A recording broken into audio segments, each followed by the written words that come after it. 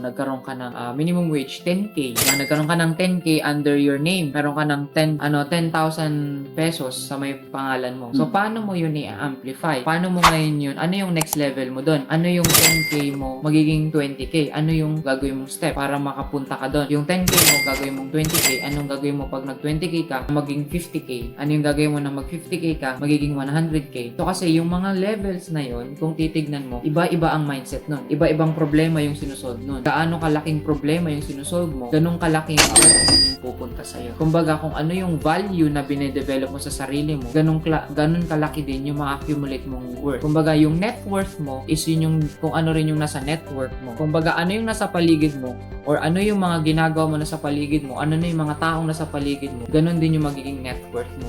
Ano yung mga magiging under your name. Kumbaga, ano yung mga nakakasama mo pa rin. Kasi network mo yun eh. Ano yung nasa network mo? Full of workers pa din ba yun?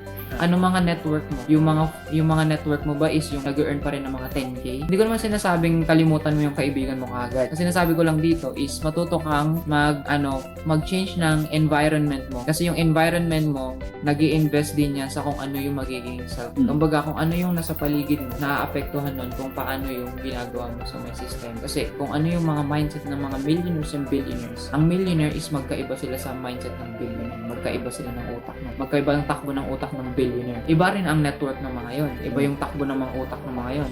Ang milyonaryo, yung 1 million lang ang na-earn, tsaka 100 million, magkaiba ang takbo ng utak nun. Magkaiba ang sistema ng utak nun. Magkaiba ang takbo nila sa buhay. Kaya kung titignan mo, lahat yun nagre-rely kung ano yung sistemang binibuild nila sa utak. Ano yung sistemang binibuild nila sa buhay nila. Doon yun nagsisimula lahat. Doon yun nadidisiplina lahat. Iba-iba ang disiplina nun sa sarili. Iba-iba ang disiplina nun sa pang-araw-araw. Ang magre-rely lang yun kung ano yung gagawin nila. Kung paano mo yung simula, paano mo yung didisiplinahin sa doon ka magkakaroon.